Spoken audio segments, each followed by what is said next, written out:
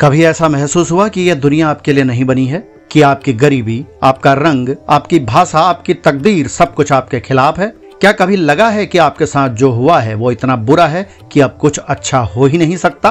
क्या आप भी उन लोगों में से हैं जो गरीबी में पले बड़े, जिन्हें पढ़ने का हक नहीं मिला, जिनकी आवाज किसी ने नहीं सुनी, या फिर जिनके जख्म आज भी दिल में ताजा हैं? अगर हाँ, तो ये कहानी आपके लिए है, क्योंकि आज हम बात कर रहे हैं एक ऐसी महिला की जिसने बचपन में भूख देखी, बलात्कार सहा, बचपन में दूसरों के जूते पहने और फिर बनी दुनिया की सबसे ताकतवर महिलाओं में से एक। नाम है ओपरा विनफ्रे। एक नाम नहीं है, बल्कि उन करोड़ों दबे हुए सपनों की आवाज है जिन्हें दुनिया ने ठुकरा दिया था। वही एक दिन बन गई the queen of all media. तो चलिए जानते हैं उस प्रेरणादायी औरत की कहानी जो सिर्फ एक नाम नहीं है, बल्कि उन लाखों आवाजों की पहचान बन गई जिन्हें कभी दबा दिया गया था। ओपरा का जन्म 1954 में मिसिसिपी के एक गरीब अफ्रीकी अमेरिकन परिवार में हुआ। उनकी मां एक अकेली घरेलू नौकरानी थी। ओपरा को एक वक्त ऐसा भी देखना पड़ा जब उनके पास खुद के कपड़े तक नहीं होते थे। 9 साल की उम्र में उनका यौन शोषण हुआ। 12 वर्ष की उम्र में दूसरी बार हुआ, और इस बार अपराधी कोई और नहीं बल्कि परिवार का सदस्य था। 14 वर्ष की उम्र में ओपरा गर्भवती हो गई और उनका बेटा जन्म के कुछ ही दिन बाद मर गया। स्कूल में उनके रंग, बोलने के अंदाज और गरीबी का मजाक उड़ाया जाता। एक बार एक टीचर ने यहां तक कह दिया, तुम कभी किसी काम की नहीं बनोगी। पर ओपरा का जवाब क्या था? ओपरा का जवाब था, आप मुझे जो समझते हैं मैं वो नहीं हूं, मैं उससे कहीं ज्यादा हूं। अपने दर्द और अकेलेपन के बीच ओपरा ने खुद को किताबों में डुबो दिया। Maya Angelou, Langston Hughes, black culture की किताबें उनकी सबसे बड़ी साथी बन गईं।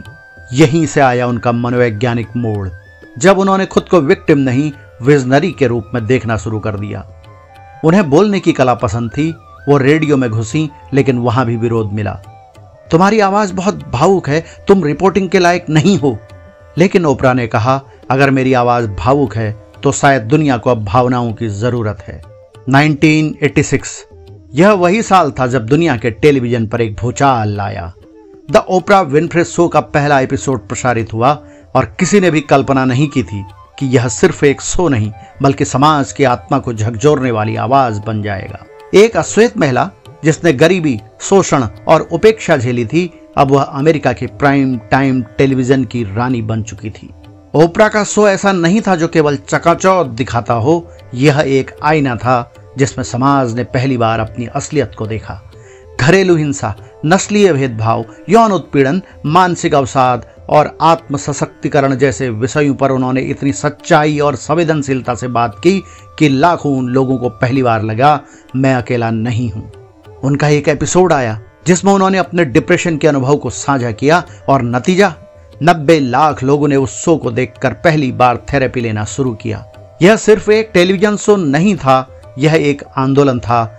हर बड़ा नाम, Bill Gates, Michael Jackson, Barack Obama, हर कोई ओपेरा के शो में आने को गर्व की बात मानता था। उन्होंने इंटरव्यू को सिर्फ सवाल जवाब नहीं रहने दिया, बल्कि उसे एक मानवीय संवाद बना दिया। और फिर आया वो ऐतिहासिक मुकाम, ओपरा विनफ्रे बनी अमेरिका की पहली अफ्रीकी अमेरिकन महिला अरबपति। यह कोई चमत्कार नहीं था, यह उस लड़की का प्रतिशोध था जिसे बचपन में कहा गया था कि तुम कुछ नहीं कर सकती। पर ओपरा का उद्देश्य सिर्फ शो करना नहीं था। उन्होंने लड़कियों की शिक्षा के लिए ओपरा विनफ्रे लीडरशिप एकेडमी खोली। वह आज भी अमेरिका की सबसे बड़ी डोनर में से एक हैं, खासकर महिला और बाल अधिकारों के लिए।